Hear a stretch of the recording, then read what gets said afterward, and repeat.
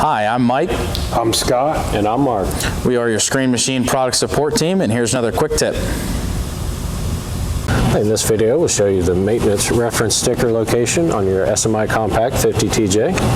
So we're going to do these latches. There's one here, there's one on the other side. I've already undone the one on the other side. So you lift your hood.